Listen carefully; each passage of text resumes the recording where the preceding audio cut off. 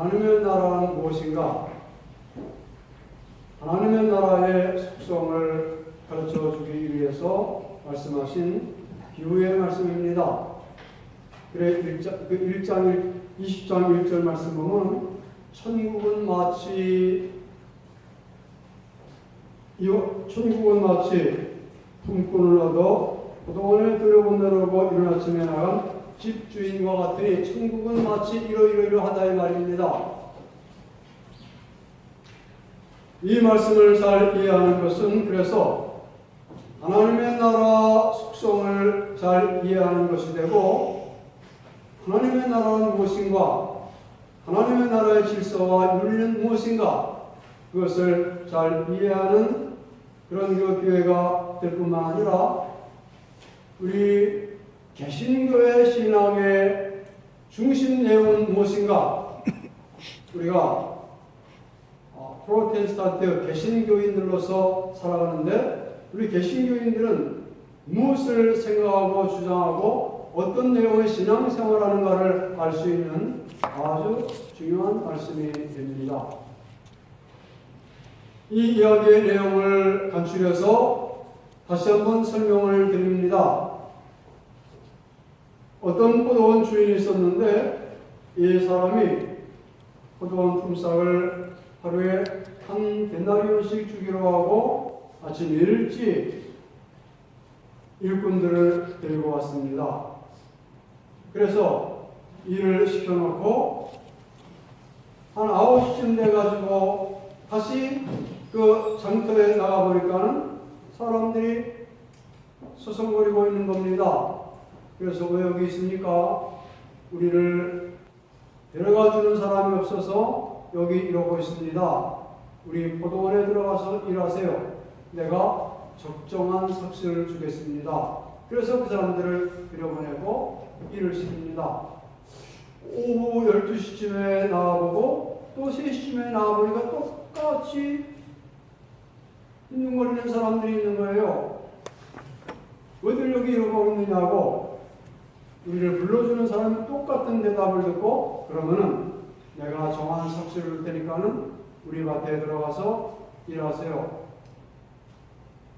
오후 5시에 이제 뭐 거의 파장할 시간 아닙니까? 그 시간에 장터에 나가보니까는 그때도 일자리를 찾지 못해서 놀고 있는 사람이 있더라 이 말입니다. 그래서 또 묻습니다. 왜 당신들은 여기 있는 겁니까?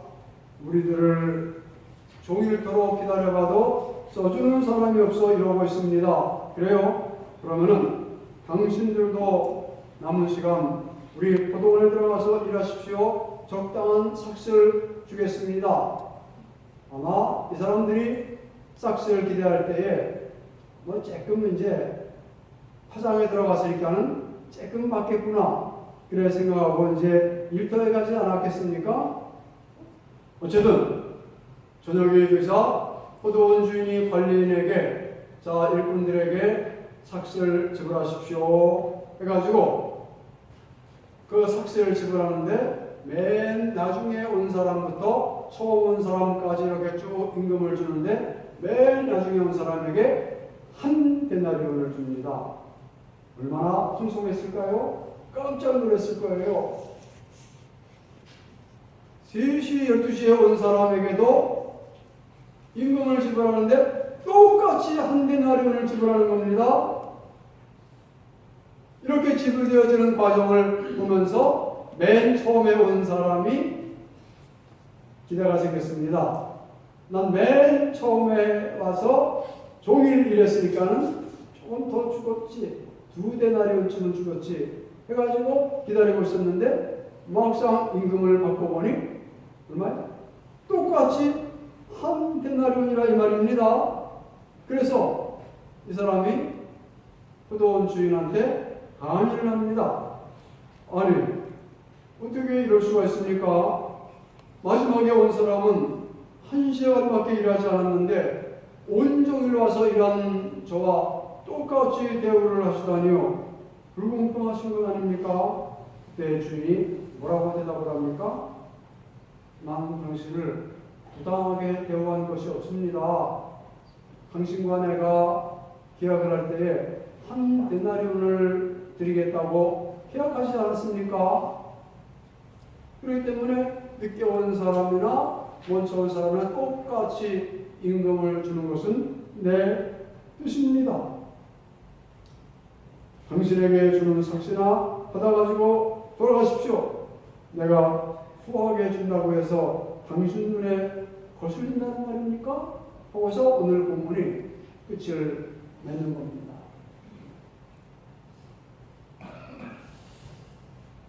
오늘 이 말씀은 상식적인 사람이라고 하면은 다 누구라도 이의를 제기할 법한 그런 그 내용이기도 하고 의아해하기도 하고 성경이라서 뭔가 수긍을 하기는 해야 될 것 같은데 수긍이 잘 되지 않는 그런 그 말씀일 줄로 압니다. 어떻게 해서 처음 온 사람과 나중 온 사람을 똑같은 임금으로 수가 있는 겁니까? 그런데 그냥 여기서뿐만이 아니에요. 우리는 이런 종류의 의구심을 성경 여러 군데에서 많이 발견하게 되는데 특별히 사무엘서를 읽다가 사무엘서 10장 넘어가는 그 부분을 쭉 거기를 읽어 넘어가다가는 정말 이해되지 않는 그런 본문을 만납니다. 뭐냐면 다윗이 어떤 짓을 해요? 밧세바라고 하는 여인을 강간합니다. 불효하게 어느 날 낮잠 자고 일어나서 내다보니까는 한 여인이 하고 있는 게 보이는 거예요. 누구냐고 알아봐서 들어오라고 합니다. 들어오라 해가지고 그를 강압적으로 이렇게 범하는 그런 끔찍한 일이 일어납니다.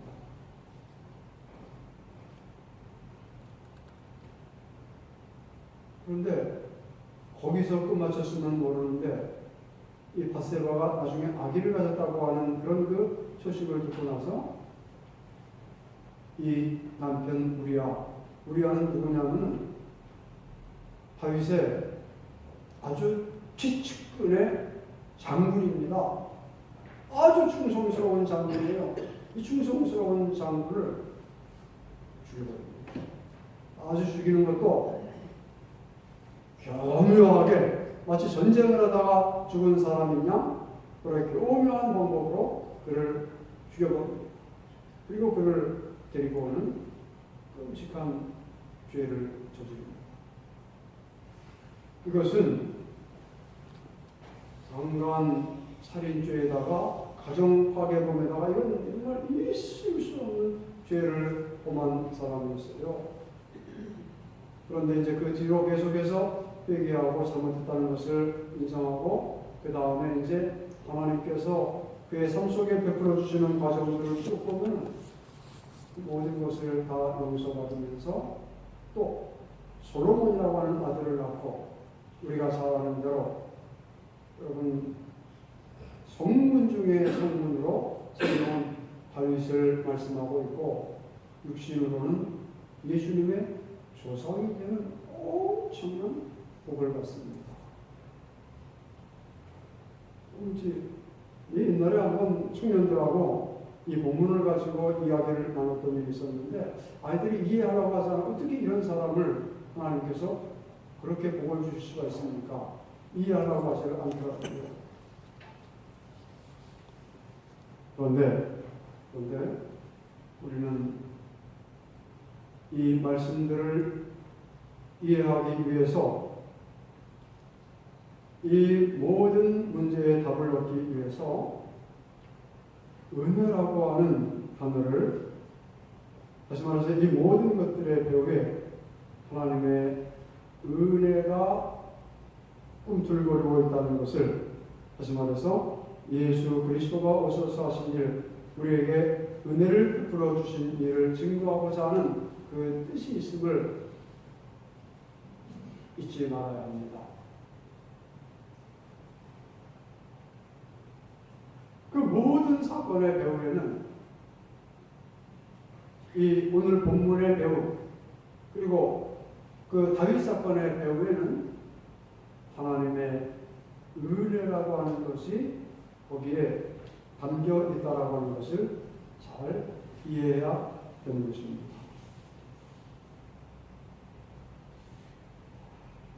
그러면 여러분, 늘 제가 여러분들과 말씀을 나누며 확인합니다만, 여러분, 은혜라고 하는 것은 무엇입니까? 무엇을 도대체 날마다 듣는 이 은혜라고 하는 이 은혜는 무엇을 두고 은혜라고 하는 것입니까?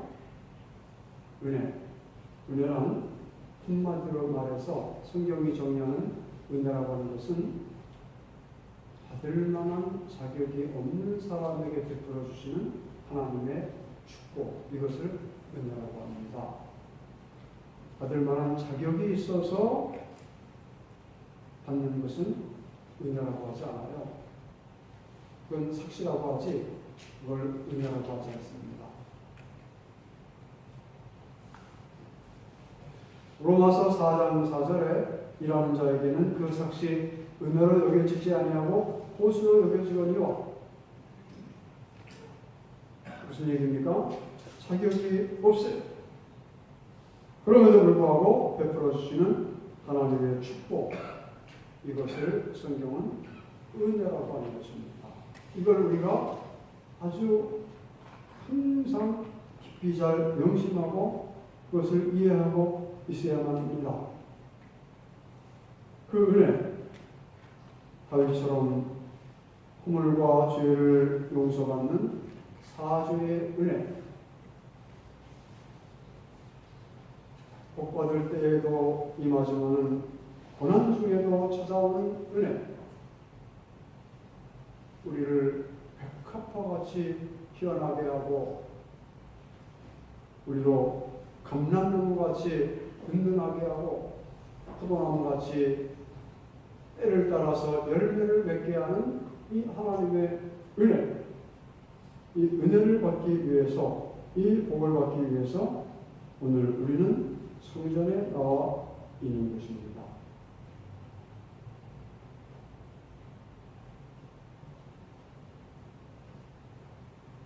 그러면 여러분, 이 복과 이 하나님의 은혜는 도대체 어떻게 우리에게 임하는 것입니까? 하나님께 잘 보이기 위해서 행실을 바르게 하고 또 많은 공적을 쌓으면 그러면 그 은혜가 우리에게 이렇게 내려오는 것일까요? 성경의 가르침은 결코 그렇지 않다는 것입니다. 은혜는, 잘 들으세요, 결코 인간의 행위로 말미암지 않습니다. 은혜는 한마디로 말하면 예수 그리스도의 십자가 공로로 오는 것입니다. 십자가에서 이루신 보혈의 공로, 그 공로로 하나님의 은혜는 우리에게 임하는 것입니다. 내가 무엇을 했기 때문에 오는 것이 아니라 예수님 때문에 이 은혜는 오는 것이라는 사실입니다. 그래서 제가 늘 강조하고 강조하는 말씀입니다만, 은혜는 영어로 두가 아니라 내가 무엇을 해서 오는 것이 아니라 난 그리스도가 하신 일 때문에, 그리스도가 십자가를 지신 일과 부활 승천하신 일, 그 일 때문에 우리에게 오는 것임을 우리는 항상 명심해야 되는 것입니다. 그러므로 우리는 항상 조심해야 합니다. 내가 무슨 값을 지불하고 하나님의 호의를 사고자 해서는 절대 안 됩니다. 내가 노력해서 하나님의 은혜를 살 수 있다고 생각해서는 도둑이나 안 됩니다. 이 은혜를 받기 위해서 이 놀라운 하나님의 축복을 받기 위해서 우리가 할 수 있는 일은 아무것도 없습니다. 딱 한 가지 해야 할 것이 있으니 그것은 뭐냐면 빈손 들고 앞에 가서 십자가를 붙잡는 것입니다. 톱 레이디가 494장 찬송가에서 그렇게 찬송하지 않았습니까? 빈손 들고 앞에 가 십자가를 붙들래 의가 없는 자라도 도와주신 바라고 빈손 들고 앞에 가서 십자가를 붙잡는 것, 이것이 우리가 은혜를 받기 위해서 해야 될 전부인 것입니다. 지금 우리는 종교개혁 501주년을 지나고 있어요. 종교개혁자들이 부패한 카톨릭과 맞서서 목숨을 걸고 지키고자 했던 진리는 무엇이냐? 다른 게 아니라 이 진리. 그 당시에 모든 캐톨릭의 주장은 인간의 공로와 인간의 어떤 그 행실을 통해서도 하나님의 호의를 얻고 뭔가 하나님의 은혜를 얻을 수 있다고 그렇게 생각을 했습니다만, 그렇게 해서 나온 게 면제부까지 갔습니다만, 종교개혁자들은 절대 그렇지 않다는 것입니다.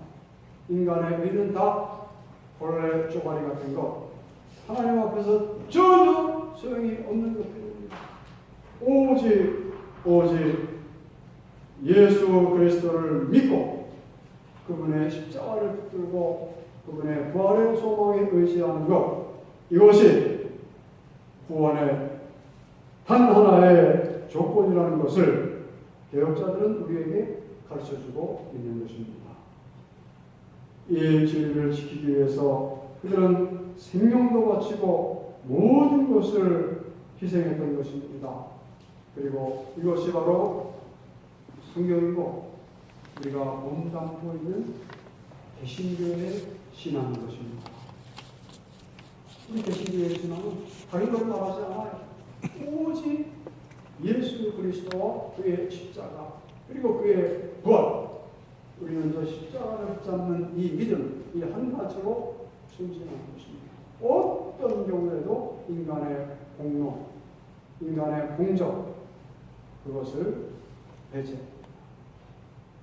순수하게 예수 그리스도의 십자가 은혜와 십자가의 공로, 부활의 소망, 이것만이 유일한 구원의 길임을 우리는 붙잡고 소망하고 믿음으로 나아가고, 이것이 개신교의 중심 신앙이다 이 말입니다.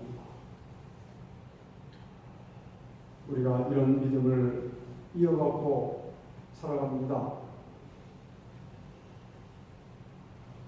이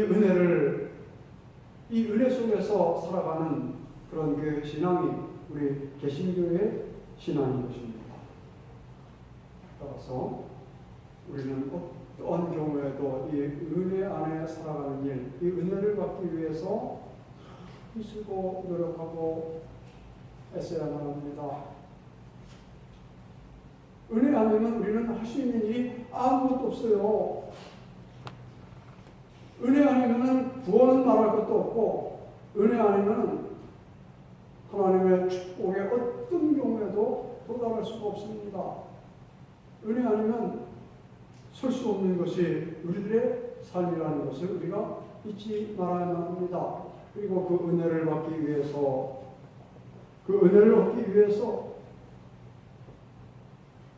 예수 그리스도 앞에 나아가는 삶, 이 삶에 조금도 주저함이나 약함이나 게으름이 없어야 되는 것입니다. 여러분, 예수님은 영혼의 태양이십니다.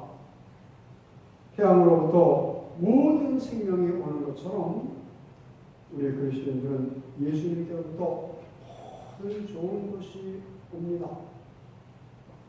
예수님께로부터 구원이 오고, 그로부터 행복이 오고, 그로부터 생명이 오고, 그로부터 축복이 오고, 그로부터 건강이 오고, 모든 것이 그로부터 옵니다. 태양에서 끊어진 생명은 아무 가치가 없는 거예요. 예수에게서 끊어진 나는 아무 가치 없는 겁니다. 안 그렇습니까? 예수에게서 끊어진 여러분들 무슨 가치가 있습니까? 태양이 비치지 아니하는 그런 그 생물들, 그건 다 죽음이에요.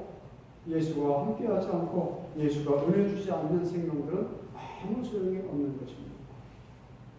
그 예수, 이제나 영원의 뜻으로 우리를 비추어 주시니 그분 가까이, 그분과 동행하며 그분 안에서 살아 은혜가 풍성한 성도들의 삶이 되시기를 축원합니다.